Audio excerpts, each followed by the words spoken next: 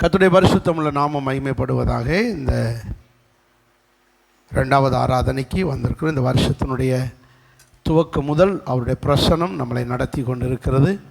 முதல் மாதம், இந்த மாதம் முழுவதும் கர்த்தர் நம்மளை நடத்தி இந்த மாதத்தினுடைய கடைசி வாரத்திலே நம்மளை கொண்டு வந்திருக்கிறார். ஆமேன், ஆமேன். கர்த்தர் நல்லவர். இந்த வாரம் முழுவதும் நம்மளை நடத்துவார். இந்த வருஷத்தின் துவக்கம் முதல் நம்ம கொடுத்த வாக்குத்தத்தத்தின்படி நம்மளை நிரப்ப உண்மையுள்ளவராய் இருக்கிறார். பரிபூர்ணமாய் நிரப்புகிறவராய் இருக்கிறார். எதை எதை நிரப்புவார்? போச்சு, அதை மட்டும் கேள்வி கேட்காதீங்க, நீங்களே சொல்லிக்கிட்டே இருங்க பாஸ்டர். கேள்வி மட்டும் கேட்டாதீ. பரிபூர்ணமாய் என்ன சொல்லுங்க?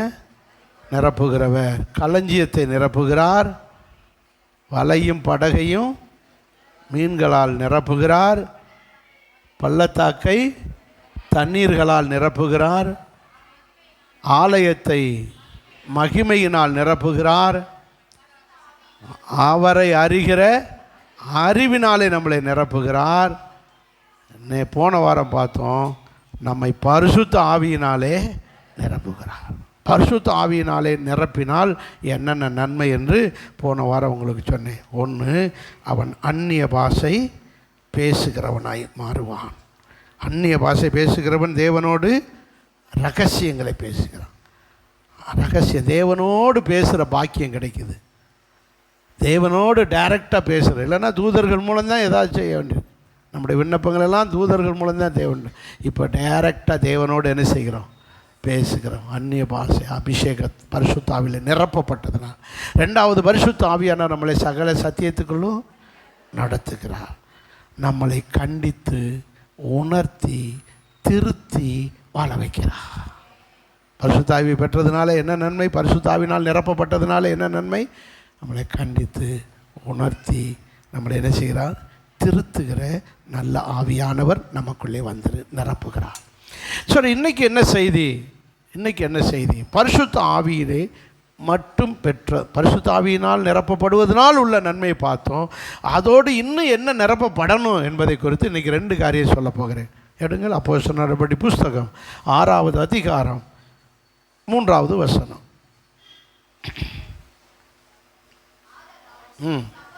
சகோதரரே, ராஜபாளைய சபை சகோதரர் சகோதரிகளே, பரிசுத்த ஆவியும் ஞானமும் நிறைந்து, பரிசுத்த ஆவியும் ஞானமும் நிறைந்த நிரப்பப்பட்ட நற்சாட்சி பெற்றிருக்கிற 7 பேரை உங்களுக்குள்ளே என்ன செய்து கொள்ளுங்கள்? தெரிந்து கொள்ளுங்கள். சத்தமாக ஒரு அல்லேலூயா சொல்லுவோம். ஜெபமணி தியானிப்போமா? நல்ல பிதாவே, இந்த வேத வசனத்துக்காக ஜெபிக்கிறோம்.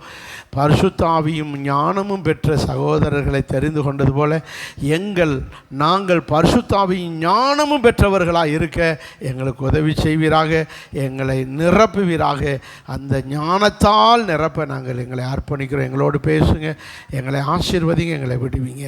இயேசு கிறிஸ்து மூலம் ஜெபங்கேளும் எங்கள் நல்ல பிதாவே. ஆமென், ஆமென். அல்லேலூயா. சத்தமா சேர்ந்து பரிசுத்த ஆவியும் ஞானமும் நிறைந்தவர்கள் சபைக்குள்ளே இருந்திருக்கிறார்கள். நிரப்பி வச்சிருக்காரு. எல்லாரும் விசுவாசிகள் இருக்காங்க. ஆனால் 7 பேர் வேணும். இப்போ இந்த 7 பேர் யாராக இருக்கணும்? பரிசுத்த ஆவியும் ஞானம் நிறைந்தவர்கள் தேவை. அப்போ சபைக்குள்ளே பரிசுத்த ஆவியை மட்டும் பெற்றவர்கள் இருக்கிறார்கள். சிலர் பரிசுத்த ஆவியின் அபிஷேகம் நிறைவை பெறாமல் இருக்காங்க. சிலர் ஞானத்தால் நிறைந்திருக்கிறார்கள். நல்லா கவனிக்க வேண்டிய சத்தியம். இங்கே 7 பேர் செலக்ட் பண்ணுறாரு ஒரு குறிப்பிட்ட வேலையை செய்ய.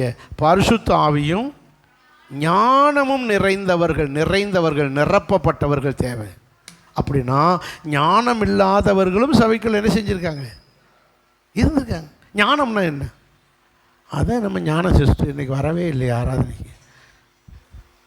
நிறைய பேர் தங்கள் பிள்ளைக்கு ஞானசேகர், ஞான என்ற பெயர்கள், ஞானமுத்து, ஞான சம்பந்தர், இல்லையா? இப்படி நிறைய பேருக்கு ஞானம்னு வைக்கிறாங்க. ஞானம்னா என்ன? ஞானம்னா ஞானம், அதான் ஞானம். என்ன ஞானம்? சோஃபியா, கிரேக்க வார்த்தையில் என்ன அர்த்தம் சொல்லுங்கள்?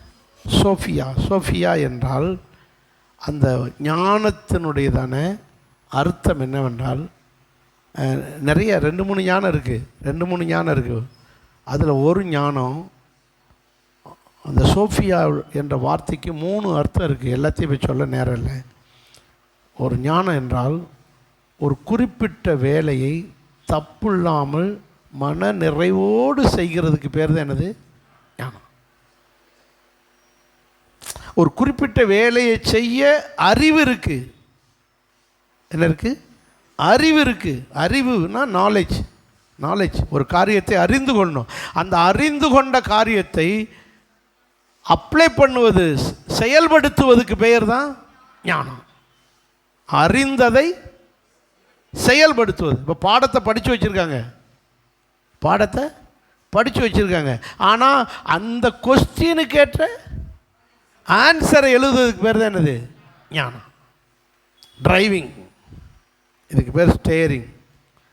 இந்த சைடில் இருக்கும் கியர், இந்த சைடில் இருக்கும், இந்த சைடில் ஆக்சிலேட்டர், பிரேக்கு, கிளச்சு. கியரை மாற்றக்கூடியதுக்கு பேர் கிளச்சு. எல்லாம் தெரியுது.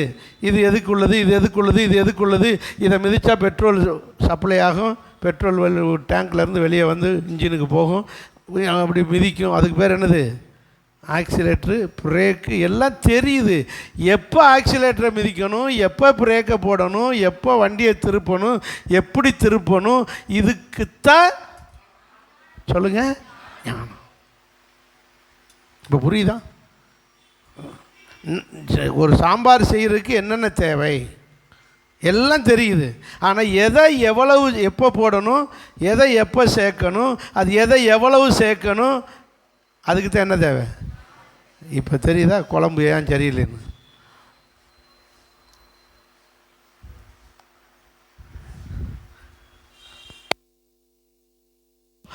அறிவு இருந்தால் போதாது, சொல்லுங்க, ஞானம் தேவை. அதனால தான் அரண்மனையில் போலாம் வேலை செய்வதற்கு யார் தேவைப்பட்டாங்க? ஞானமுள்ள இளைஞர்களை தேர்ந்தெடுத்தார்கள். அதில் தான் தானியேல் போனார். ஞானம் நிறைந்தவர்கள் தேவை. எப்போ எதை செய்யணும், எதை செய்யணும், பேசுறது கூட எப்போ பேசணும், எப்படி பேசணும் என்று என்ன தெரியணும்? ஞானம் வேணும். சிரிக்க வேண்டிய இடத்துல சிரிக்கணும், அமைதியாக இருக்க வேண்டிய நேரம் அமைதியாக இருக்கணும். எல்லாத்துக்கும் சிரிச்சா மெண்டலா? அதுக்கு பேர் என்ன இல்லை? சொல்லுங்க. அழுகிற நேரம் அழுகணும். துக்க வீட்டில் போய் சிரிச்சுக்கிட்டு இருந்தா என்ன இல்லைன்னு அர்த்தம்? ஞானம் இல்லை. இந்த வருஷம் கர்த்தர் நம்மை ஞானத்தால், சொல்லுங்க, வேணாமா? ஞானம் தேவை. ஒரு தேவனுடைய பிள்ளை ஞானத்தால் நிரப்பப்பட்டிருக்க வேண்டும். கிறிஸ்தவனாக வந்துட்டோம், இயேசுவை விசுவாசித்தோம், இயேசுவா பிள்ளையை மாறணும், நம்முடைய பாவத்தை மன்னிச்சார், நம்மளை கழுவினார், பரிசுத்தப்படுத்தினார், ஞானஸ்தானம் கொடுத்தார், திருவிருந்து எடுத்து நல்ல விசுவாசியத்தை இருக்கும். ஆனால் என்ன வேணும்? ஞானத்தால் நிரப்பப்பட்டிருக்க வேண்டும். பிரசங்கி புஸ்தகம் 8ஆம் அதிகாரத்திலே 1ஆம் வசனத்தில் சொல்கிறாரு, உலகத்திலேயே அதிக ஞானத்தை பெற்றவர் யார்? சாலமோனை போல ஒரு ஞானி இல்லவே இல்லை. அவனை போல ஒரு ஞானி பிறந்ததும் இல்லை, பிறக்க போவதும் இல்லை என்று சொல்லக்கூடிய அளவுக்கு ஒரு ஞானி. அவன் சொல்கிறார், அந்த ஆள் 1ஆம் வசனத்தை பாருங்க, பிரசங்கி 8:1. ஞானமுள்ளவனுக்கு, ஞானத்தை பெற்றவனுக்கு ஒப்பானவன் யார்? ஒருத்தனுக்கு மட்டும் ஞானம் வந்துருச்சுன்னா அவனை யாரோடு ஒப்பிட முடியாது. அந்த அளவுக்கு அவன் ஸ்பெஷலிஸ்ட். ஏன் தெரியுமா? அவனுடைய முகம் தனியாக பிரகாசிக்கும். அப்படிதான் இருக்கு வசனம் பாருங்க. மனுஷனுடைய ஞானம் அவன் முகத்தை பிரகாசிக்க பண்ணும். He will shine. அவன் முகம் மட்டுமல்ல, வாழ்க்கையே பிரகாசமாக இருக்கும். ஞானத்தை பெற்றோம். ஒரு சாஃப்ட்வேர் கம்பெனி நேற்றுக்கு ஒரு நியூஸ் சொல்லிக்கலாம். என்ன சார் சம்பளம் கொடுக்குறாங்க? என்ன சார் இவ்வளோதான் சம்பளம், ஏதாவது கூட்டுங்க சார். நான் கொடுக்குற வேலையை செய்கிறேன், அதுக்கு என்ன உனக்கு சம்பளம்? இவ்வளோ இதுக்கு மேலே எதுக்கு கூட்டணும் உனக்கு? நீயா எக்ஸ்ட்ரா கிரியேட் பண்ணி புதுசாக செஞ்சால் உனக்கு என்ன கொடுக்கும்? அப்போ சொன்னதை மட்டும் செஞ்சால் அதுக்கு தான் சம்பளம். அப்படி என்றால் உன்னுடைய ஞானத்தை வெளியே கொண்டு வரும்போது தான் உனக்கு சம்பளம் கூடும். அப்படி தான் சுந்தர் பிச்சை இன்றைக்கி சாதாரண பிச்சைக்கு இருந்தவர் இன்றைக்கி சுந்தர் பிச்சையாக மாறிட்டார் இல்லையா? சிஓ, ஜெனரல் மேனேஜர், உங்களுக்கு எல்லாம் தெரியும். கூகுளுடைய ஜெனரல் மேனேஜர், சாதாரண மதுரைக்காரர் சுந்தர் பிச்சை. அவர் புதுசாக கிரியேட் பண்ணி நம்ம ஊரில் டிவியில் பூரா ஒவ்வொரு நியூஸுக்கு விளம்பரத்தை கொடுக்கறத பார்த்து இந்த விளம்பர சிஸ்டத்தை கொண்டு வந்து அங்கே யூடியூப்புக்குள்ளே திணிச்சு, கூகுளுக்குள்ளே திணிச்சு செம்ம காசு சம்பாரித்து கொடுக்குறாரு அந்த ஆளுக்கு, அந்த கம்பெனிக்கு. பாருங்கள், ஒரு யூடியூப் ஒழுங்காக பார்க்க முடியுதா? ஒன்றுக்கு என்ன வந்துக்கிட்டு இருக்கு? எல்லாம் இந்த ஆள் பண்ண நீ சுந்தர் பிச்சை. இந்த டெக்னிக்கெல்லாம் அதுக்குள்ள விட்டு அவனுங்களுக்கும் லாபம் கிடைக்குது, இவருக்கும் சம்பளம் கொடுக்கிட்டே. இப்படி ஏதாவது கிரியேட் பண்ணுகிற அந்த அந்த புதுமையான அந்த ஞானம் இல்லையா? சொல்லுங்கள் பார்க்கலாம். அப்போது ஞானத்தை பெற்றவனுக்கு அல்லது ஒப்பிடத்தக்கவன் யா? இதை சொல்றவரே ஒரு பெரிய ஞானி. ஞானம் தேவை, குடும்பம் நடத்த ஞானம் தேவை, சபையை நடத்த ஞானம் தேவை, ஒரு கம்பெனியில் வேலை செய்ய யார்கிட்ட எப்படி நடந்துக்கணும், மேனேஜர்கிட்ட எப்படி, சூப்பர்வைசர்கிட்ட எப்படி நடந்துக்கணும், சக ஸ்டாஃப் வேலை செய்கிற லேபர்கிட்ட எப்படி நடந்துக்கணும், அதுக்கெல்லாம் என்ன தேவை? எதுக்கு எடுத்தாலும் சல்லு நாய் குலைச்ச மாதிரி குலைக்கிறது, வீட்டுக்குள்ளேயும் குலைக்கிறது, வேலையிலையும் குலைக்கிறது. லொல்லு லொல்லு லொல்லு லொல்லுனா சி நாயன்னு சொல்லுவாங்க. நம்ம யார்கிட்ட எப்போ பேசணும், எப்படி பேசணும், எப்படி நடந்துக்கணும், அதுக்குரிய ஞானத்தினால் இந்த வருஷம் கர்த்தர் நம்ம என்ன செய்வாராக. இதைத்தான் அங்கே பவுலப்போஸ்தலன் எபேசு நிருபத்தில் சொல்லுகிறார். 5ஆம் அதிகாரம் 15ஆம் வசனத்தில் சொல்லும்போது சொல்கிறாரு, எபேசியர் 5:15, நீங்கள் ஞானமற்றவர்களைப் போல நடவாமல் ஞானமுள்ளவர்களைப் போல நடந்து கொள்ளுங்கள். அது எப்படி நடந்து கொள்ளுங்கள்? கவனமாக நடந்து கொள்ளுங்கள். சத்தமாக ஒரு அல்லேலூயா சொல்லுங்கள். ஒரு நல்ல விசுவாசி யாராக நடந்து கொள்ள வேண்டும் இந்த வருஷம் பூரா?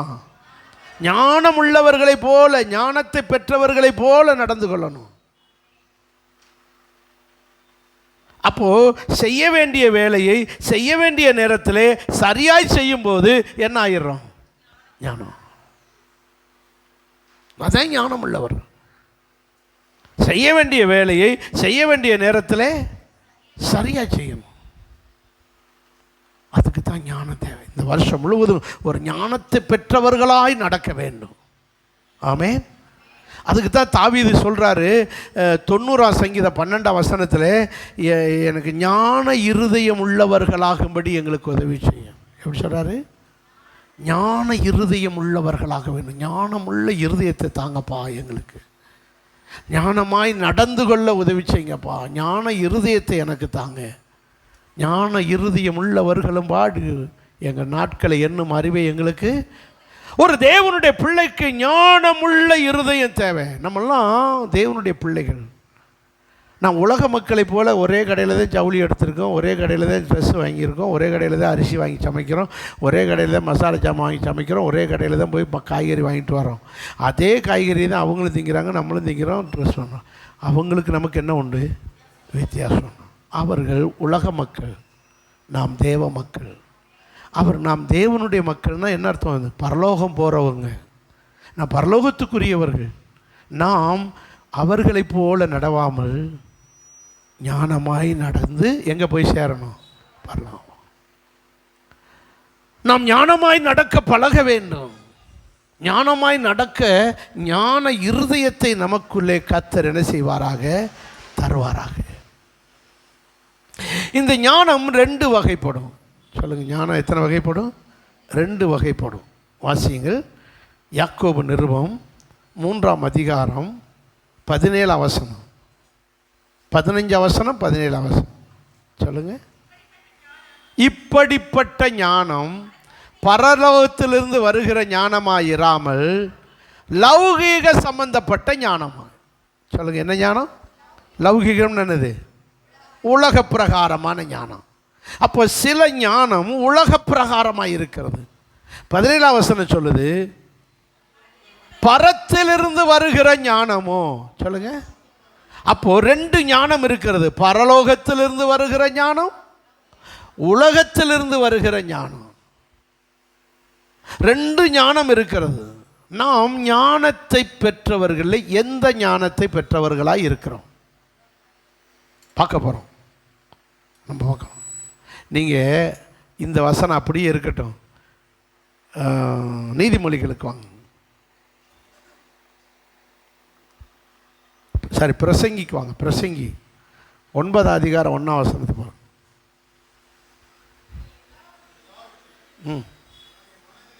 இல்லை சார், இல்லை பிரதர். பிரசங்கி நீதிமொழிகள் 9:1 வாசிங்க. அதே தான் நீதிமொழிகள். சாரி, சொல்லுங்க. ஞானம் தன் வீட்டை கட்டி. ஞானம், அப்போ ஞானம் என்ன செய்யுமா? சொல்லுங்க. ஞானம் என்ன செய்யும்? வீடு கட்டும். புத்தி உள்ள ஸ்திரீ. அப்போ வீடு என்பது ஒரு அவசியம், ஒரு கூடு. எல்லா ஜீவன்களுக்கும் எது அவசியம்? வீடு அவசியம். குளிமுசல்கள் ஒரு வீடை கட்டிக்கிறது, கிளந்தி ஒரு வீடை கட்டிக்கிறது, பறவைகள் ஒரு வீடை கட்டுக்கிறது, நம்ம எல்லாருக்குமே ஒரு வீடு அவசியம். நல்லா கவனிக்க வேண்டிய சத்தியம், ஞானம் என்ன செய்கிறதா? ஒரு வீடு கட்டுகிறதா. என்ன வீடு? ஞானம் என்பது என்ன? ஒரு மனுஷனை போல, ஒரு ஒரு ஒரு உருவத்தை போல அதை ஞானத்தை சொல்லப்பட்டிருக்கு. ஞானம்னா என்னன்னு சொல்லியிருக்கேன்? ஒரு வேலையை சரியாய் செய்கிறதுக்கு பேர் தான் என்னது? ஒரு காரியத்தை சரியாய் செய்வதுக்கு பேர் தான் என்னது? ஞானம். இப்போது ஆண்டவருக்கு பயப்படுவதே ஞானம், கர்த்தருக்கு பயப்படுதலே ஞானத்தின். அப்போது ஆண்டவருடைய காரியங்களை ஆண்டவரை அறிஞ்சிருக்கோம். நல்லா புரிஞ்சுக்கங்க, ஆண்டவரை அறிஞ்சிருக்கோம். இயேசு தான் உண்மையான தெய்வம், அவர் தான் எனக்காக சிலுவையில் மரிச்சிருக்கிறார். அந்த அறிவு இருக்குது, அந்த நாலேஜ் இருக்குது. ஆனால் அவருக்கு பயப்படுறோமா? அவர்கிட்ட ஒழுங்காக நடந்துக்கிறோமா? அவர் தான் உண்மையான தெய்வம்னு தெரியுதில்ல, அவர்கிட்ட ஒழுங்காக பயந்து, அவருக்கு கீழ்ப்படிஞ்சு பயந்து நடந்துக்கிறதுக்கு பேர் தான் ஞானம். நம்ம குல தெய்வம், நம்ம தெய்வம், நம்மளை படைச்ச தெய்வம்ன்ற அறிவு இருக்குது. ஆனால் அவர்கிட்ட எப்படி நடந்துக்கிறணும்ன்ற ஞானம் இல்லை. அதனால தான் அவருக்கு பயந்து நடக்கிறதுக்கு பேர் ஞானம். கர்த்தருக்கு பயப்படுதலே. இப்போ புரியுதுங்களா? அப்போது அறிவு வேற, சொல்லுங்க, ஞானம் வேற. சர்ச்சுக்கு போகணுன்றது அறிவு. ஆனால் சர்ச்சில் போய் எப்படி ஆராதிக்கணும், எப்படி பாட்டு பாடணும், எப்படி காணிக்கை செலுத்தணும், இதுக்கெல்லாம் என்ன தேவை? சொல்லுங்கள், ஞானம். எப்படி பிரசங்கத்தை கேட்கணும், ஞானம் தேவை. இந்த ஞானத்தில் 2 வகை இருக்கிறது. இன்னைக்கு விசுவாசிகளே, நீங்கள் உங்களுக்குள் இருக்கிற ஞானம் எப்படிப்பட்ட ஞானம்? லௌகிக ஞானமா, பரத்திலிருந்து வருகிற ஞானமா? எந்த ஞானம்? ஞானம் ஒரு வீட்டை கட்டுகிறது. என்ன கட்டுது? கட்டி என்ன செய்யுது? நீதிமொழிகள் 9:1 வையா. ஞானம் என்ன கட்டுது? வீட்டை கட்டி 7 தூண் வச்சு வீட்டை கட்டி. எத்தனை தூண் வச்சு? 7 தூணை வச்சு வீட்டை கட்டி, அதுக்கு நல்ல டிசைன் பண்ணி, வீட்டை நல்ல பெயிண்ட் அடித்து நல்லா அலங்கரித்து. என்னடா 2ஆம் வசனம் வைங்கடா. நல்ல வீடை கட்டி முடித்த பிறகு பிரதிஷ்டை கொளுத்த கன்றை அடித்து நல்ல திராட்சை ரசம் கொண்டு வந்து நல்ல சாப்பாடு. வீடை கட்டி வீட்டில் சாப்பிடாட்டா என்ன அர்த்தம்? அப்போது நல்ல வீடு, நல்ல சாப்பாடு இல்லையா? இது சாதாரணமாக இயற்கையாக ஒரு மனுஷனுடைய உலகத்தில் தேவை. இப்போது அப்படி ஆவிக்குரிய கண்ணோட்டத்தில் பாருங்க, ஞானம் ஒரு காரியத்தை செவ்வையாய் செய்கிற ஞானம். அது வீடு கட்டுது, அது 7 தூண் அமைக்குது. எந்த ஞானம் எந்த தூணை வைக்குதுன்னு பார்ப்போமா? எடுங்க, யாக்கோபு 3ஆம் அதிகாரம், மறுபடியும் அதே 15ஆம் வசனம். லௌகீக ஞானம். என்ன ஞானம்? லௌகீக ஞானம் என்ன செய்கிறது? அது தூணை கட்டுது. என்ன தூணை கட்டுது? அது தூணில் பூரா என்ன இருக்குது? ஜென்ம சுபாவம். என்ன சுபாவம்? ஜென்ம சுபாவம். இங்கே பாரு, என்கிட்ட இந்த வேலை வச்சுக்கிறாரு. என் குணம் தெரியுமில்ல, நான் எப்படி குடும்பத்திலேருந்து வந்திருக்கேன் தெரியுமில்ல. இதுக்கு தான் என்னது சொல்லுங்கள். அதான் அறுவாலை எடுத்தேன், கீழே போட மாட்டேன், ரத்தம் பார்க்காம விட மாட்டேன். அப்போ நீ விசுவாசி ஆகியும் யாராக இருக்க சொல்லுங்கள். இது என்ன ஞானம்? உலக ஞானம். அப்படி ஒரு ஜென்ம சுபாவத்தோடு கூடிய ஞானம். இதுதான் ஜென்ம சுபாவம். அவங்க அப்பனுக்கு மாதிரியே வருதே, சல்லு சல்லுன்னு கோபம். எப்படி வருதான்? அவங்க அம்மா மாதிரியே தொணன்னு இருக்காளே. இதுக்கு பேர் என்னது? சுபாவம். அப்போது இந்த ஞானம் நமக்கு தேவையே இருக்குது. சிலருக்கு இருக்குது, விசுவாசி ஆனாலும் அப்படியே இருக்குது. என்ன சுபாவம்? ஜென்ம சுபாவம். ஜென்ம சுபாவம். அடுத்து பேய்த்தனத்துக்கு, பேய் மாதிரி வர்றது. என்னது? பேய்த்தனத்துக்கு அடுத்ததாக இருக்கிறது. பேய் மாதிரி பயம் எடுத்துறது, உன்னை உண்டு இல்லைன்னு ஆக்கிரம்பாடு, பேய் மாதிரி வர்றது. இப்படியும் ஒரு சிலருக்கு என்ன இருக்கு? ஞானம். என்ன ஞானம்? உலக ஞானம். உலக ஞானம். அடுத்து பாரு, டக்கு டக்குன்னு வைங்கடா. அடுத்து என்னது? மூணாவது தூணு வைராக்கியம். நான் அவங்க மூஞ்சியில் முழிப்பேனா? செத்தால் அந்த மூஞ்சியில் முழிக்க மாட்டேன். செத்தா ஓ மூஞ்சியில் யாரும் முழிக்க மாட்டாங்க. எல்லாம் வாயில் அதை கட்டி சந்தனத்தை வச்சு பூசி ஓ மூஞ்சியில் முழிக்கிற மாதிரி ஆயிருப்பேன் இருப்பாங்க. அதையோட கட்டி துணியை வச்சு கட்டி வச்சுருவோம். ஓ மூஞ்சிலே ஒருத்தர் முழிக்க மாட்டாங்களே, ஏன்னா அவங்க மூஞ்சியில் போய் எங்கே முழிக்க? இந்த மாதிரி ஒரு மாமிச உலக வைராக்கியம் அவங்களும். நான் இனிமேல் அவங்கள்ட்ட பேசவே மாட்டேன். நான் இந்த வைராக்கியமே நிம்மதியை கெடுத்துடும். அப்படி இருக்கக்கூடாது. ஒரு விசுவாசிட்ட இந்த முரட்டு வைராக்கியம் இருக்கவே கூடாது. பழி வாங்கிறது, இதுக்கெல்லாம் காரணம் உள்ளுக்குள்ளே இருக்கிற வைராக்கியம். வைராக்கியம் அப்படி இருக்கக்கூடாது. சத்துருக்களை நேசிக்க தெரியும், தீமை செய்தவர்களுக்கும் நன்மை செய்ய தெரியும். அதுதான் ஆவிக்குரிய ஞானம். விரோதம். அடுத்து என்னது? 4வது தூணு விரோதம். 5வது தூணு சண்டை போடுறது, கலகம் பண்ணுவது. 6வது தூணு துர்ச்செய்கைகள், துற்பழக்க வழக்கங்கள். பீடி, சிகரெட்டு, அது இது சாராயம் சொல்கிறோம்ல, இதுபோல் சில பழக்க வழக்கங்கள் துர்ச்செய்கைகள் உண்டு. இதெல்லாம் என்ன ஞானம்? லௌகிக ஞானத்தை உடையவர்கள் என்பதுக்கு ஒரு தூணு போல நிற்குது. என்ன தூணு? லௌகிக ஞானத்தினுடைய உலக ஞானத்தோடு இருக்கிறவங்க இன்னைக்கு இருக்கிறோம். விசுவாசிகளுக்குள்ள அப்படியே இருக்கு. கோயிலைத்தான் மாற்றிருக்க ஒழிய குணத்தை இன்னும் மாற்றலை. கோயிலைத்தான் மாற்றிருக்கு. அங்கே அரோகரான்னு சொன்னவங்க இப்போ அல்லேலியான்னு சொல்லிக்கிட்டு இருக்காங்க. அவ்வளோதான். இன்னும் மாற்றமே வரலை. அப்போது இவங்க இன்னும் என்ன ஞானத்தில் தான் வாழ்ந்துக்கிட்டு இருக்காங்க? லௌகிக ஞானத்தில் தான் இருக்காங்க. பணம் பணம் பணம் இல்லைன்னா சண்டை. வீட்டில் மட்டும் கொஞ்சம் காசு இல்லாமல் இருக்கட்டும், தங்குன்னு வீட்டுக்குள்ளே பாருங்கள். இருந்தாலும் இல்லாட்டாலும் சந்தோஷமாக இருக்க பழகணும். இப்போ பாருங்கள், நம்ம ஞானத்தை பார்ப்போம். என்ன ஞானம்? பரத்திலிருந்து வருகிற ஞானமோ. 17 வசனம். பரத்திலிருந்து வருகிற ஞானமோ ஃபஸ்ட்டு க்ளீன், சுத்தம்.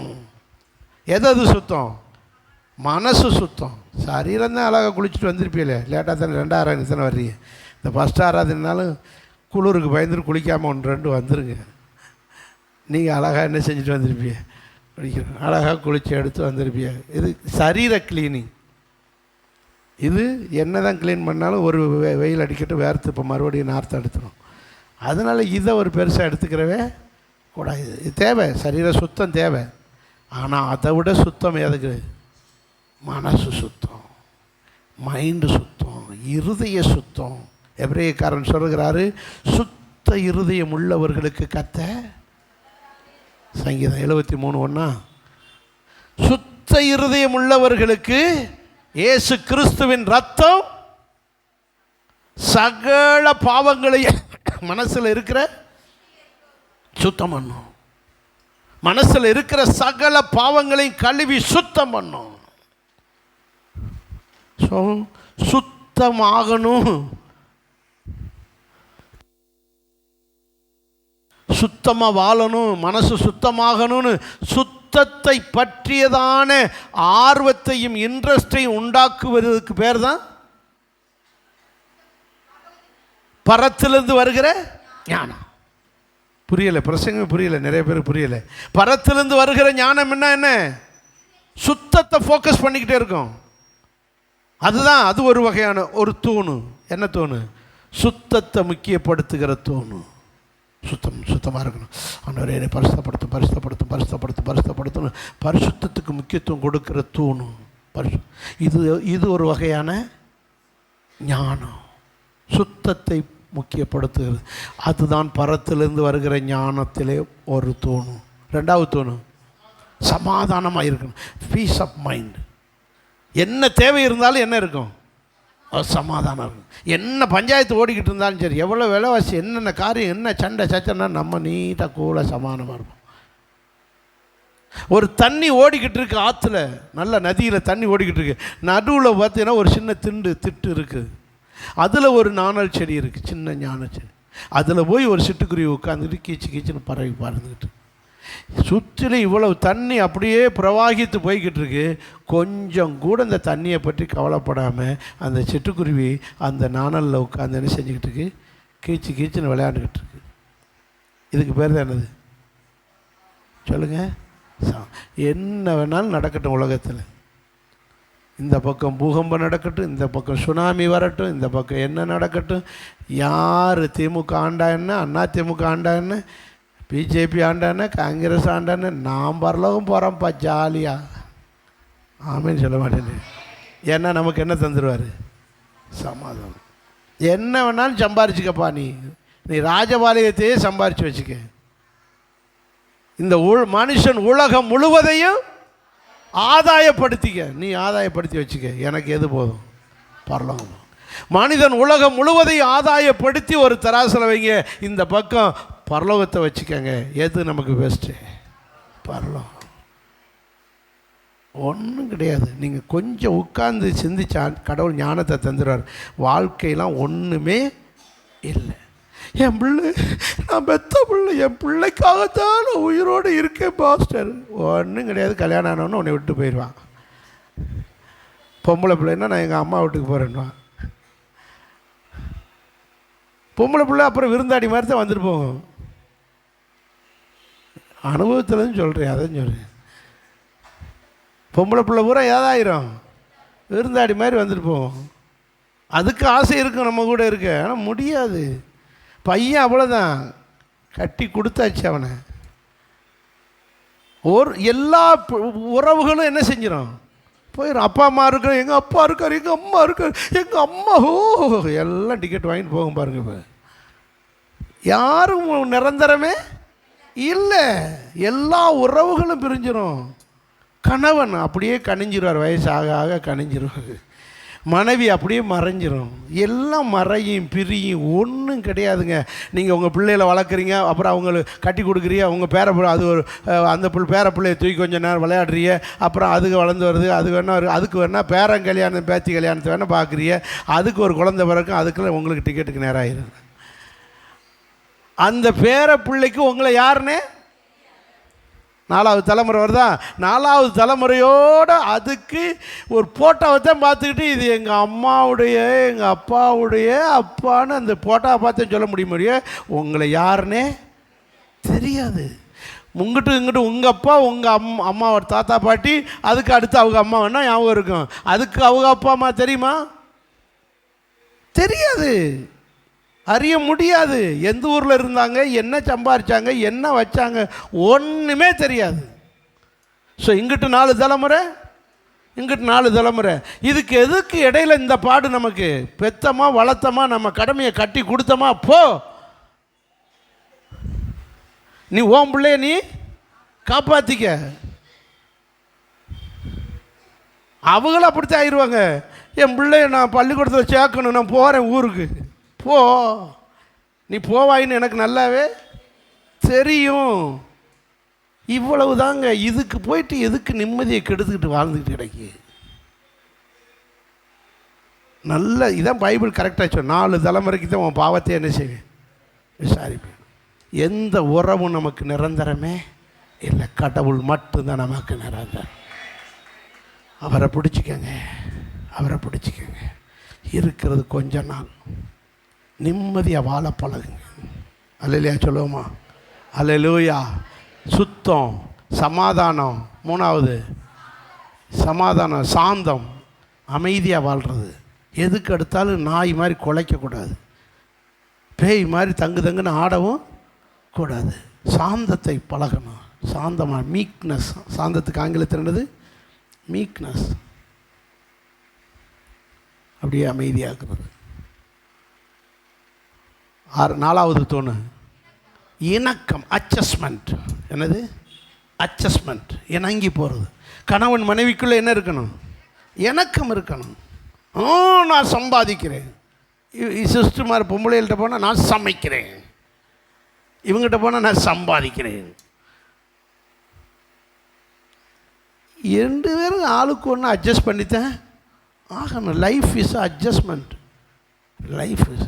பிள்ளைகள் பெற்றோருக்குள்ளே சண்டை, மாமனார் மாமிக்குள்ளே கடமுடா.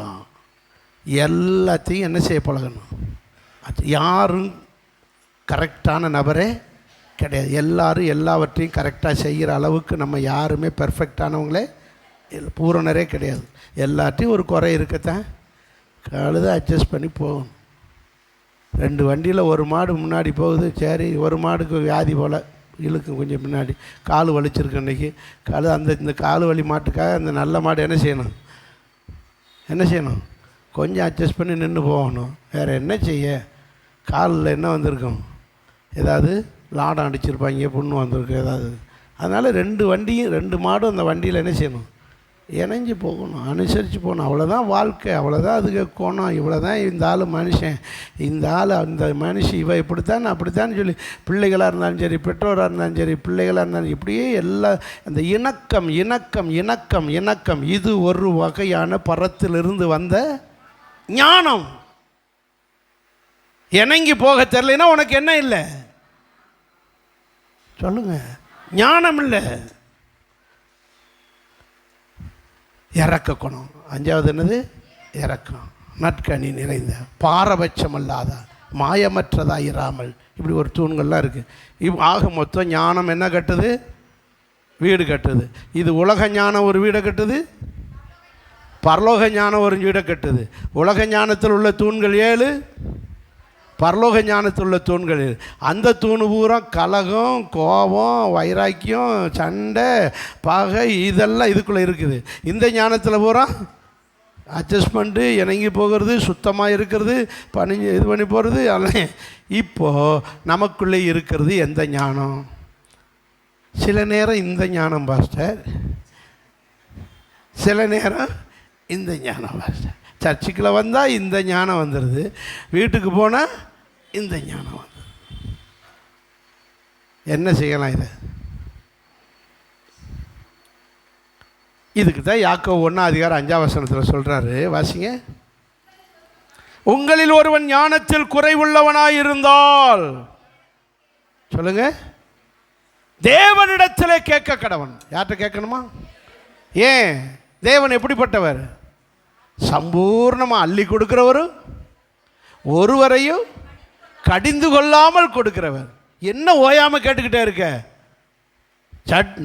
ஒரு தடவை குழம்பு ஊற்றி ஆச்சுன்னா புடி அப்படின்னு பிள்ளைகளை திட்டுவாங்க. பெத்த தாய்க்கே தன் பிள்ளை திரும்ப திரும்ப குழம்பு கேட்டால், ஏதாவது கேட்டால் என்ன வருது? கோவம் வருது. ஆனால் பிதா ஒருபோதும் கடிந்து கொள்ளாமல் தந்துக்கிட்டே இருப்பார். அதான் அவரை பற்றி சொல்கிறார் பாருங்க. ஒருவன் ஞானத்தில் குறைவுள்ளவனாக இருந்தால் சம்பூர்ணமாய் அள்ளி கொடுக்கிறவரும் கடிந்து கொள்ளாமல் அள்ளி கொடுக்கிறவரும் ஆகிய தேவனிடத்திலே கேட்க கடவன். சத்தமாக ஒரு அல்லேலூயா சொல்லுவோமா? இன்றைக்கி ஞானத்தில் யார் யார் குறைவாக இருக்கிறோமோ இந்த மாத கடைசியில் நம்ம கொடுத்த டாப்பிக்கு நாம் ஞானத்தால் நிறைந்தவர்களாக இருக்க முடியும், பூரணமாய் நிரப்ப போகிறார். நமக்கு அள்ளி கொடுக்கிற தேவனிடத்திலே கேட்க கடவன். சத்தமாக ஒரு அல்லையா சொல்லுவோமா? சாலமோனுக்கிட்ட ராஜாவான உடனே ஆண்டவர் வந்து நிற்கிறார். யார்கிட்ட? சாலமோன்ட்ட வந்து, ஏழு உனக்கு என்ன வேணும் கேளு. அவர் நான் தொட்டதெல்லாம் என்ன ஆகணும்? பொண்ணாகணும். தங்கம். பொண்ணுன்னா என்னது? தங்கம். நான் தொட்டதெல்லாம் பொண்ணாகணும். போய் தொட்டான், சாப்பாடை தொட்டான், சாப்பாடு பசிக்குதுன்னு அது எதாகி போச்சு. இப்போ நான் தண்ணி தாகமாக இருக்கேன்னு தண்ணியை போய் தொட்டான், அது என்ன ஆகி போச்சு. ஆக மொத்தம் தொட்டது பூரா என்ன ஆகிக்கிட்டு இருக்கு? பொண்ணாகிட்டு இருக்கு. ஒன்றுமே சாப்பிட முடியல, செத்தே போனான். தொட்டதெல்லாம் என்ன ஆகணுமா? அப்போ கேட்குறது இங்கே எப்படி கேட்கணும்? கேட்குறது கூட ஞானமாக கேட்கணும். அல்லையா சொல்லுங்கள். எதை கேட்டாலும் எப்படி கேட்கணும்? ஞானம். இப்போ சாலமோன்ட்ட வந்து கேட்குற ஆண்டவர் கேட்குறாரு, சாலமோனே உனக்கு என்ன வேணும்? அவன் கேட்டான், எனக்கு என்ன தாங்க ஆண்டவரே? 3ஆம் அதிகாரம் 9ஆம் வசனம் என்ன கேட்டான்?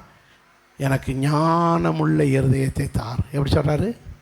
அடியேனுக்கு, நடுவில் பாருங்கள், நடுவில் இருக்குது, அடியேனுக்கு ஞானமுள்ள இருதயத்தை தார், ஞானம் நிறைந்த இருதயத்தை தார்.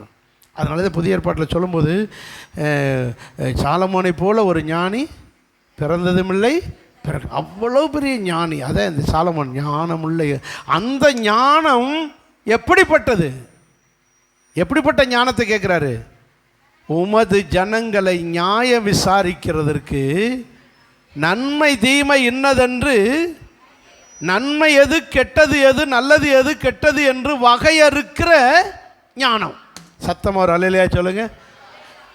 எது நல்லது எது கெட்டது என்கிற வகையறுக்கிற ஞானம். சினிமா பார்க்காத கெட்டு போவாய்னா நோ.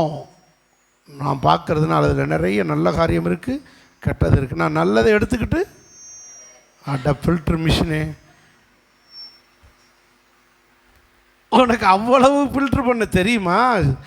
ஃபில்ட்ரு மிஷின் ஃபேமஸ் வாங்கின சாலமோனே ஃபில்ட்ரு பண்ண தெரியலை. நல்லது எது கெட்டது எதுன்னு ஞானத்தை வாங்கி வச்சுக்கிட்டு கெட்டதையே செஞ்சுக்கிட்டு இருக்காரு. போய் பாபிலோனிய எகிப்திய பார்வோனுடைய குமாரத்தையை கல்யாணம் பண்ணுறாரு. இந்த பக்கம் வடக்க போய் தீரு ராஜாவுடைய மகளை கல்யாணம் பண்ணுறாரு. இந்த பக்கம் போய் எத்தியோப்பியா தேசத்து ராஜாவுடைய மகளை கல்யாணம் பண்ணிக்கிட்டு இருக்காரு. பூரா புறஜாதி பெண்களையாக கட்டி அவ்வளவு பூரா சீதனம்னு சொல்லி எதை தூக்கிட்டு வராளுங்க? பாகால் சிலை ஆகிய நம்ம பிள்ளையார் சிலை மாதிரி பாகால் சிலைகளையாக கொண்டு வர. இங்கிட்டு இவ முருகன் சிலையை கொண்டு வரா, இவ பாகால் சிலையை கொண்டு வர, பிள்ளையார் சிலையை கொண்டு வர, இங்கிட்டு சிவன் சிலையை கொண்டு வர. ஆளுக்கு ஒரு சிலைகளை கொண்டு வந்து ஊரே எதாகி போச்சு. ஏன்னா 1000 பொண்டாட்டி. எத்தனை பொண்டாட்டி? 1000 பொண்டாட்டி கட்டியிருக்காரு. என்ன இல்லை? அப்போது நன்மை தீமை எது என்று என்னதை தெரில, வகை இருக்கலை. அப்போது ஞானத்தை பெற்றார். அந்த பெற்ற ஞானத்தை தக்க வைக்காமல் இழந்துட்டார், முட்டாளாயிட்டார். யார்? ஞானத்தை பெற்ற மனுஷன் இப்போ யாராக மாறிக்கிட்டு இருக்காரு? முட்டா. தண்ணி அடித்து ஒரே தண்ணி. அவரே சொல்கிறாரு, என் உடலை மதுபானத்தால் என்ன செய்தேன்? சீராட்டினேன். யார் சொல்கிறா? சாலமோன் சொல்கிறாரு, என் உடலை என்ன செய்தேன்? அப்படியே அப்படின்னா என்ன? அப்படியே தண்ணி அடித்து இப்படி தள்ளாடுறது அவருக்கு எது மாதிரி தெரியுது? புரியலையா அவர் சொல்கிறது? புரியாது, உங்களுக்கு புரியாது. தண்ணி அடித்தா தான் தெரியும். பக்கத்தில் அதுதானே டாஸ்மார்க்கு பக்கத்தில் வச்சுருக்கோம். நம்ம ஆட்கள் பூரா என்ன செய்யப்படணும்? அவர் சொல்கிறார், என் மதுபானத்தால் என் உடலை என்ன செய்தேன் அப்படின்னா போதையில் அப்படி தள்ளாடுறது அவர் எதை ஆட்டுற மாதிரி இருக்குது? ராரோ ராரிராரோ மதுபானத்தில் என்ன செய்கிறாரு? சீராட்டினேன். முட்டாளாக போயிட்டார். அந்நிய பெண்களை கல்யாணம் பண்ணி அதில் ஒரு முட்டாள், மதுபானம் குடித்து முட்டாள், விக்கிரகத்தை கொண்டு தங்கத்தில் ஆண்டவருக்குன்னு அவர் பொற்கோயிலை கட்டி வச்சுட்டு போய் எதை கும்பிட்டுக்கிட்டு இருந்தார்? விக்கிரகத்தை கும்பிட்டுக்கிட்டு இருக்க படுமுட்டாள். ஞானத்தை பெற்று ஞானமே இல்லாமல் போனோம். அப்படி என்றால் ஞானத்தை பெற்ற நீங்களும் நானும் ஞானத்தை என்ன செய்ய வச்சுக்கணும்? சொல்லுங்கள். தக்க வச்சு ஞானத்திலே வாழ வேண்டும், ஞானத்திலே வாழ வேண்டும். இந்த வருஷம் கர்த்தர் நம்மளை ஞானத்தால் நிரப்பி ஞானமாய் வாழ வைப்பாராக. ஞானத்திலேயே மகா ஞானி இருக்கிறார்கள் 4 பேர். அவங்களையும் சொல்லிட்டா எடுங்க. நீதிமொழிகள் புஸ்தகம் 30ஆம் அதிகாரம் 24ஆம் வசனம். மகா ஞானிகள் 4 பேர், வெறும் விஐபிகள். அவங்க 4 பேருமே ரொம்ப விஐபிகள். ஏன்னா மகா ஞானம் பெற்றவர்கள். 1 யாசிங்க 24ஆம் வசனம். பூமியிலே சிறியதாக இருந்தும் மகா ஞானம் உள்ளவைகள் 4 பேர் தான் மகா ஞானிகள். யார்? நம்பர் 1, அற்பமான ஜந்துவாக இருந்தும் கோடை காலத்தில் தனக்கு ஆகாரத்தை சம்பாதிக்கிற எறும்பு. அட குறும்பு, அது செஞ்ச குறும்பு. யார் மகா ஞானி? யார்றான்னு கேட்டால் ஏதோ ஒரு பெரிய ஆள் அப்படி வருவார்னு பார்த்தா யாரை பற்றி சொல்கிறாரு? எறும்பு ஞானின்றாரு. என்ன ஞானி அப்படி மகா ஞானம் பண்ண வாழ்ந்துருச்சுன்னு பார்த்தா, மழை காலத்தில் வெளியே நம்ம போய்க்கிற முடியாது. ஒரு மழை விழுந்தால் கூட நம்மளை என்ன செஞ்சிடும்? இழுத்துட்டு போயிடும். தண்ணி இழுத்துட்டு போயிடும். நம்மளால் போய் ஆகாரம் தேடிக்கிறவே முடியாது. ஒரு வெளியில் போய் நம்ம தலை காட்ட முடியாது. பேசாமல் மழை காலத்துலேயும் உட்காந்து சாப்பிட்றதுக்கு வழியை பண்ணிக்கிறோன்னு சொல்லி கோடை காலத்திலேயே ஆகாரத்தை பூரா கொண்டு போய் மழை காலத்துக்காக சேர்த்து வைக்கிற என்ன ஞானி? மகா ஞானி. இப்போ நம்ம எப்படி வண்டி ஓடுதுன்னு பார்ப்போம். இப்போ ஒரு கேள்வி கேட்போம்ல, வயசான காலத்தில் நம்ம வேலைக்கு போக முடியாது. அம்புட்டு மிஷின் ரிப்பேர் ஆகி கை இங்கிட்டு வலிக்கும், கால் மூட்டு வலிக்கும், எந்திரிக்கவே முடியலை. பாஸ்டர் கால் வலிக்குது, எண்ணெயை ஜோம் பண்ணி குடிப்பியலா? கால் வலி, மூட்டு வலி, வயிற்று வலி, குறுக்கு வலி, தலை வலி. ஸோ வேலைக்கும் போக முடியாது. அம்புட்டு மிஷினு ஜாயிண்டெல்லாம் என்ன செஞ்சிடும்? ரிப்பேர் ஆகிருக்கும். செலவுக்கும் காசு. இந்த புள்ள தருமா, இந்த புள்ள தருமா, என் மகன் தருவானா, என் மக தருவாளா? மருமையன் நல்லவர் தான், என் மகதான் சரியில்லை. சில நேரம் மகன் நல்ல மகன்தான் மருமை. எதுக்கு இவங்களெல்லாம் எதிர்பார்க்கணுன்றேனா? நீ நல்லா இருக்கிற இளமையிலேயே 4 காசை சேர்த்து முதிர் வயதுக்கு சேர்த்து வச்சுருந்தா நீ எறும்பை போல யாராக இருக்கிறாய்? எத்தனை பேர் அப்படி வச்சுருக்கீங்க சொல்லுங்கள்? ஒரு கை வராது. வயசான காலம் நானா யார் தயவு இல்லாமல் என் பிள்ளைகள் தயவு இல்லாமல் சாப்பிட 4 காசு சேர்த்து வச்சுருக்கேன் பாஸ்டர்னு சொல்கிறவங்க கையை வைத்திருங்க பார்க்க. ஆம்புட்டும் கூமுட்டேன்.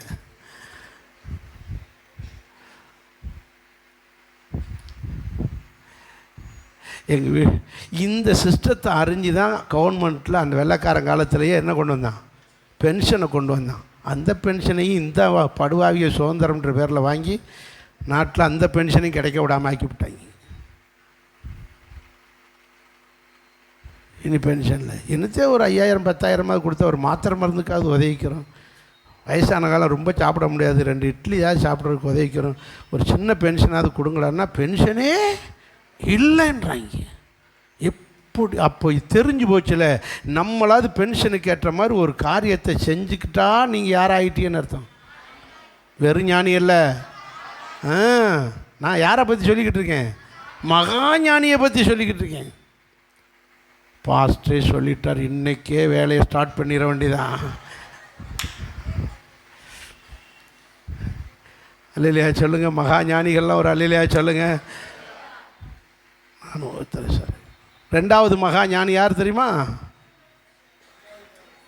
சத்துவமற்ற ஜந்துவாய் இருந்து தன் வீட்டை கண்மலையில் மேல் கட்டி வச்சிருக்கிறேன் அடமுசல் கழுத. இந்த முயலை போய் பைபிள் யாருன்னு சொல்லுது? மகா ஞானின்னுது. மொசை பிடிக்கிற நாயை மூஞ்சியை பார்த்தா தெரியும்னு பழமொழி தான் கேட்டிருக்கோம். முயலுக்கு இவ்வளவு மரியாதையா பைபிளில்?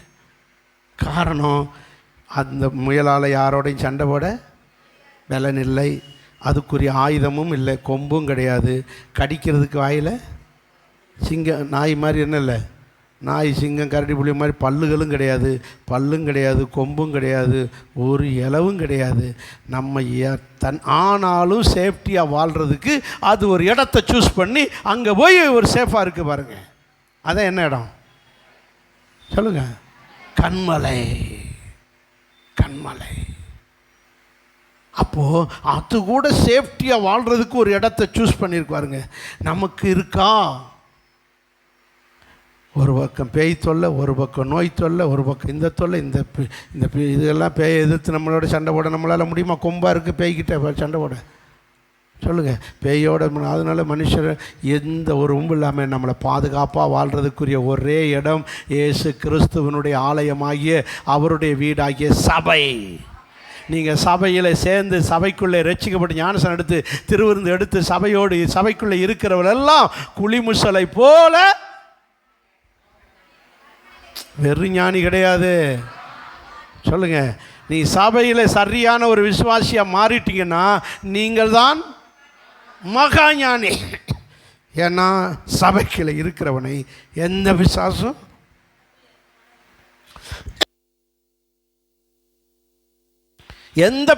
தொட முடியாது. இந்த கல்லின் மேல் சபையை கட்டுவேன்.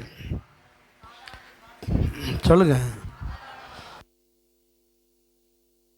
பாதாளத்தின் வாசல் கூட சபைக்குள்ள இருக்கிறவனை ஒன்றும் செய்ய முடியாது.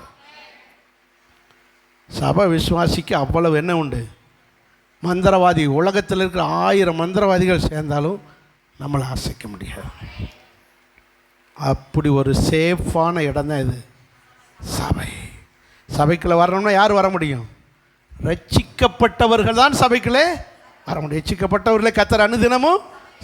அப்போ ரட்சிக்கப்பட்டு சபைக்குள்ளே சேர்ந்தவர்கள் எல்லாம் குளிமுசலை போல சேஃபாக இருக்கிறவர்கள். நீங்கள் மகா ஞானிகள். அல்லையா சொல்லுவோமா? நீ பாட்டில் பென்ஷனுக்காக ரூபா சேர்த்துக்கிட்டு தெரியாதியா? உங்கள் பொக்கிஷத்தை எங்கே சேர்க்கணும்? அல்லையா சொல்லுங்க. அவங்க தான் யார்? மகா ஞானி. 2வது சேஃபா ஆண்டவருக்கு. 3வது பவுஞ்சாய் புறப்படுகிற வெட்டுக்கிளி. என்ன கிளி? சொல்லுங்க, என்ன கிளி? வெட்டுக்கிளி. வெட்டுக்கிளிக்கு இவ்வளவு ஞானமா? அப்படி என்ன ஞானம் இருக்குது அதுக்குள்ள? சொல்லுங்க, எப்படி போகுமா? கூட்டமா, பவுஞ்சா. அப்போ வெட்டுக்கிளி தனியாக ஒருபோதும் போகிறத விரும்பவே விரும்பாது.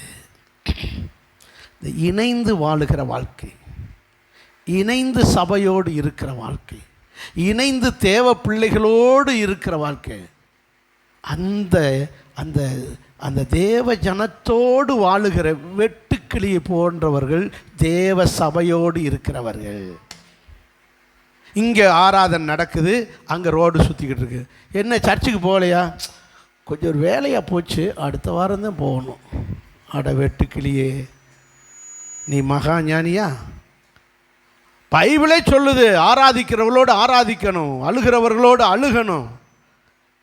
இந்த வெட்டுக்கிளிக்கு மட்டும் ஒரு நல்ல குணம் என்னென்னா, அது ஒருபோதும் தனியாக போகிறத விரும்பவே அது மற்ற இதோடு அட்ஜஸ்ட் பண்ணு. இந்த முதல்ல போகிறது வேகமாக போனால் மற்ற கிளிகள் என்ன செய்யும்? வேகமாக போகும். அது மெல்ல போனால் இதுகளும் மெல்ல போகும்.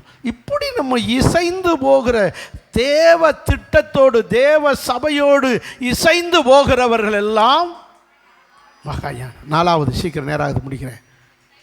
தன் கைகளினால் வலையை பின்னி அரண்மனையில் போய் வீடு கட்டி இருக்கிற சிலந்தி பூச்சி. இது பாருங்க, இது குளிமுசலாது எங்கே கட்டியிருக்கு? கண்மலையில். சிலந்தி எங்கே போய் கட்டியிருக்கு?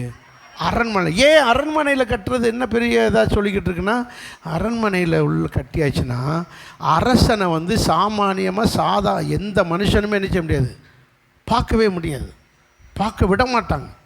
அரசனுடைய பெர்மிஷன் இல்லாமல் ஒருத்தனும் அரசனை போய் என்ன செய்ய முடியாது. அந்த அளவுக்கு வாசலில் பாதுகாப்புக்கு ஆயுதத்தோடு இருப்பாங்க. ஆயுதத்தோடு ஈவன் அவர் ஒய்ஃபு கூட பார்க்க முடியாது. யாரை?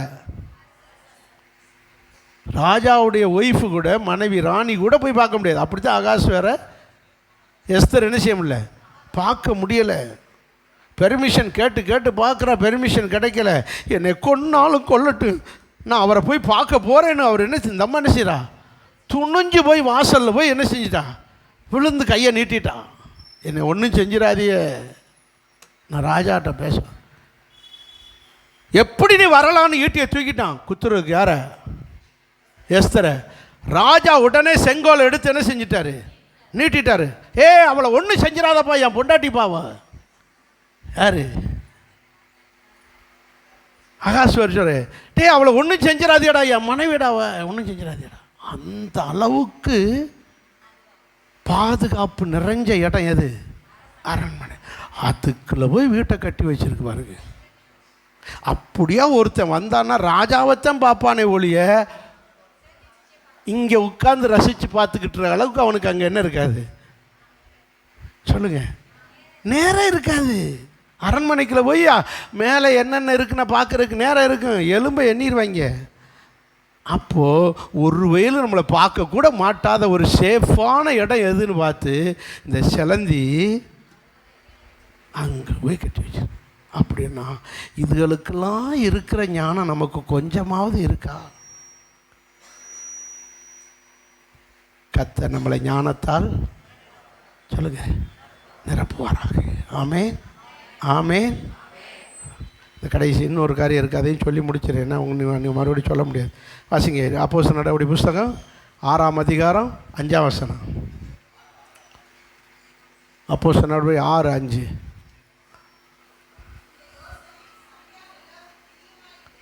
இந்த யோசனை சபையார் எல்லோருக்கும் பிரியமாக இருந்தது. அப்பொழுது விசுவாசமும் பரிசுத்த ஆவியின் நிறைந்தவனாகிய, அப்போ ரெண்டாவது நிரப்பப்பட்டது ஒரு காரியம், விசுவாசத்தில் நிறைந்திருந்தான்.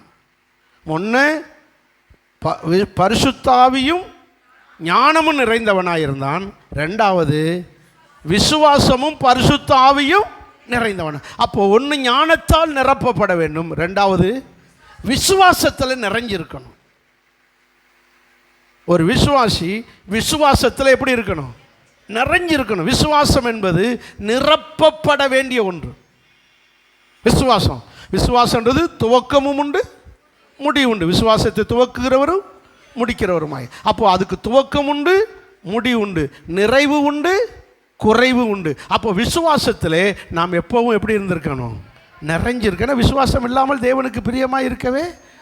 விசுவாசம்னா என்ன அதை முதல் சொல்லிட்டு அப்புறம் வரேன். மறுபடியும் எல்கேஜி எடுப்போம். என்ன நமக்கு பேரே என்னது? விசுவாசி. ஆனால் விஷ ஊசியாக இருக்கும்.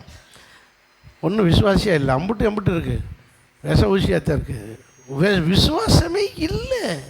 சிலருக்கு கொஞ்சம் விசுவாசம் இருக்குது, சிலருக்கு கொஞ்சம் பரவாயில்லாமல் விசுவாசம். ஆனால் ஒரு நல்ல தேவனுடைய பிள்ளைக்கு எது இருந்திருக்கணும்? விசுவாசத்தில் நிறைஞ்சிருக்கணும். விசுவாசம்னா என்ன? எபிரேயர் 11:1. நேரம் எடுத்துருக்க வேண்டாமாடா? சொல்லுங்கள், எல்லோரும் சொல்லுங்கள். நான் உங்களுக்கு புரிகிற மாதிரி சிம்பிளாக சொல்லுகிறேன். நம்புகிற காரியத்தில் உறுதியாக இருப்பேன். எதை நம்புறீங்களோ அதில் எப்படி இருக்கணும்? இப்போ இயேசுவை யார் நம்புறீங்க? அவர் ஒரு நல்ல சாமி, அப்புறாணி சாமி, பாவப்பட்ட சாமி, ஒரு வம்புக்கும் போகாத சாமி, அடித்தாலும் அடி வாங்கிட்டு பேசாமல் இருக்கிற ஒரு அமைதியான சாமி. அப்படி தானே? சொல்லுங்கள், இயேசு யார்?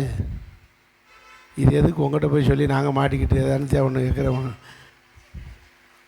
உண்மையான தெய்வம், உண்மையான இரட்சகர், நமக்கு இருக்கிற ஒரே ஒரு இரட்சகர், மனுக்குலத்தை இரட்சிக்கிற இரட்சகர், நம்முடைய நம்பிக்கை. ஹல்லேலூயா. பரிசுத்தமுள்ள தெய்வம், வல்லமையான தெய்வம், பரலோகத்தை வச்சிருக்கிற தெய்வம் அப்படின்னு சொல்லுங்க. நீங்கள் தான் கொஞ்சம் வாய் திறக்கிறீங்க. சொல்லுங்க, என்னது? நம்பணும். நம்புறீங்களா? உண்மையான தெய்வம் நம்புறீங்களா? உண்மையான இரட்சகர் நம்முடைய பாவத்துக்காக பலியாகி நம்மளை பாவத்திலிருந்து நம்மளை விடுவித்து நம்மளை ரட்சிக்கிறவர் என்று நம்புறீங்களா? அவர் மட்டும்தான் பரலோகம் தர முடியும்னு நம்புறீங்களா இல்லையா? ஏன்னா அவரே சொல்லிட்டார், என்ன இல்லாமல் ஒருவே பரலோகத்துக்கு போக முடியாது. நீ வேணால் இங்கே உள்ள கதவை திறந்து வச்சு சொர்க்க வாசலை திறந்தேன்னு சொல்லிக்கலாம். சொர்க்க வாசல் இன்னைக்கு திறக்கப்படும். கோயில் வாசலை திறந்து வச்சுக்கிட்டு எதை வாசலாம் நீ? அதனால் சொர்க்கத்துக்கெல்லாம் ஒரு ஆளும் போக முடியாது. அவர் அல்லாமல், இயேசுவை அல்லாமல் ஒருத்தரும் அல்லானாலும் போக முடியாது, ஈஸ்வரன்னாலும் போக முடியாது, எல்லாம் வல்ல இறைவனாலும் இயேசுவை அல்லாமல் அப்படின்னு என்ன செய்யணும்? நீங்கள் நம்புகிற மாதிரி தெரியலையே. நம்புறீங்களா? அவரால் தான் நமக்கு பாவம் மன்னிப்பு, அவரால் தான் பரலோகம் கிடைக்கும். நம்புறீங்களா? அந்த நம்புறீங்க பற்றிலாம் அதில் எப்படி இருக்கணுமா? அதைத்தான் சொல்கிறாரு. நம்பப்படுகிறவைகளின் எதை நம்புறீங்களோ அதில் எப்படி இருங்க சொல்லுங்க, உறுதியாக இருங்க. என் பாவத்தை மன்னிக்க அவரால் தான் முடியும். அவர் தான் எனக்கு பரலோகத்தை தர முடியும். அவர் தான் என் பிரச்சனைகளை தீர்க்க முடியும். அவர் தான் என் வியாதியை குணமாக்க முடியும் அப்படின்னு நம்பணும். அந்த நம்பிக்கையில் போச்சு. உங்களுக்கு பாடம் எடுக்கிறதுக்குள்ள நான் ஜீவன் போயிடும். ரெண்டாவது, காணப்படாதவைகள். எப்படி சொல்லிருக்கு? காணப்படாதவைகளை நிச்சயிப்பது. அப்படின்னா என்ன? பார்க்காததை நிச்சயப்படுத்துவது. காணாததை நம்பு. இப்போ பரலோகத்தை யாரும் பார்க்கல. பார்த்தியலா? பார்க்கல. ஆனால் நம்ம என்ன செய்கிறோம்? நிச்சயமாக நம்பணும், உறுதியாக நம்பணும். காணாததை நம்புவது. கடவுளை காட்டுவோம், இயேசுவை காட்டு.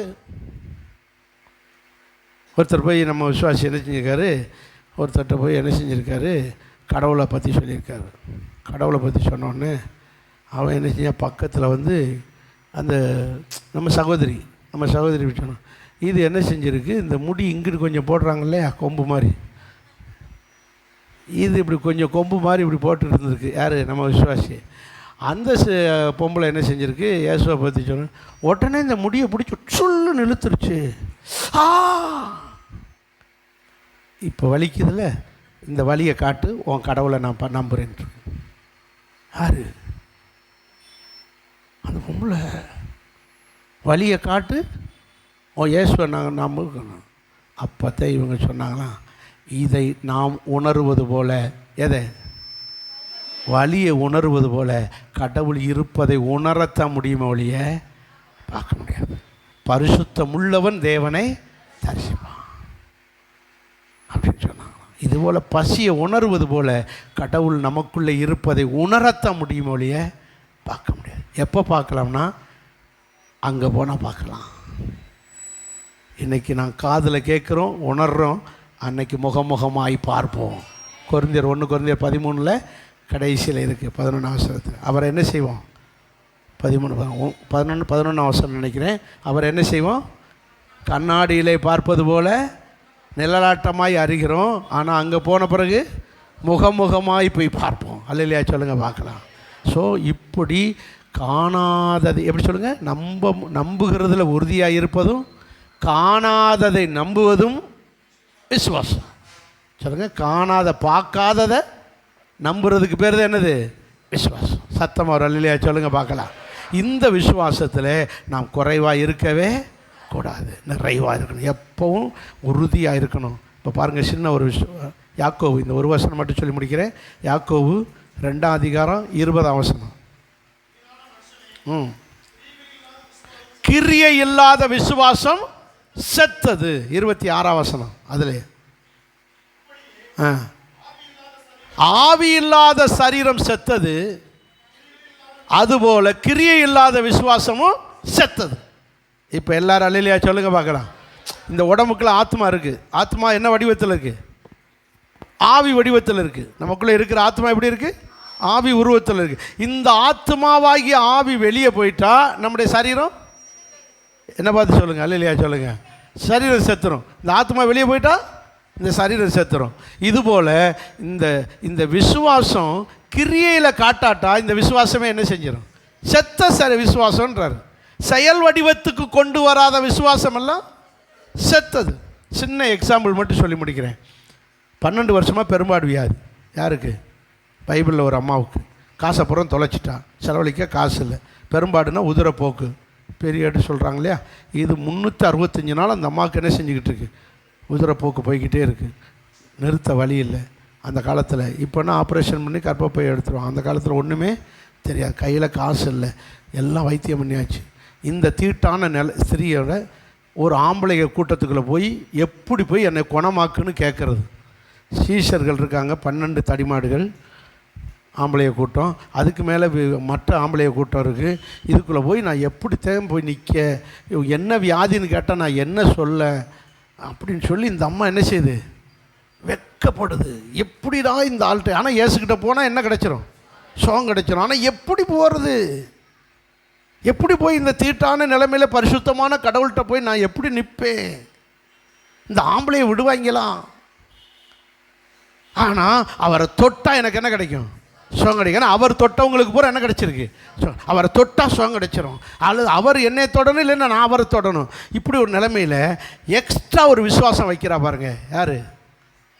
அவருடைய எதை தொடுவேன் சொல்லுங்க? வஸ்திரத்தை தொடுவேன். அதுக்கு பேர் தான் என்னது? பூரண விசுவாசம். வஸ்திரத்தை தொட்டால் அவருக்குள்ளே இருக்கிற விசுவாசம், அவருக்குள்ளே இருக்கிற வல்லமை வஸ்திரத்துக்குள்ளே வந்து வஸ்திரத்திலேருந்து எனக்கு என்ன கிடைச்சிரும்? சுகம் கிடைச்சிடும். வைக்கிறா பாருங்க விசுவாசம். அப்படின்ற ஒரு விசுவாசத்தோட எந்த ஆம்பளை என்ன சொன்னாலும் பரவாயில்ல, கழுதை ஒளிஞ்சினாலும் பின்னாடி போய் என்ன செஞ்சிருவோம்? எதை தொட்டுருவோம்? இப்படின்னு மனசுக்குள்ள சொல்லிக்கிட்டு இருக்கல, செயலில் காட்டுறா பாருங்க அந்த விசுவாசத்தை. இதுக்கு பேர் தான் உயிருள்ள விசுவாசம். எங்கே காட்டுங்க பார்ப்போம் உங்கள் விசுவாசத்தை. நீங்கள் சீக்கிரம் முடிங்க பாஸ்டர், எந்திரிங்க, முடிச்சிடும்.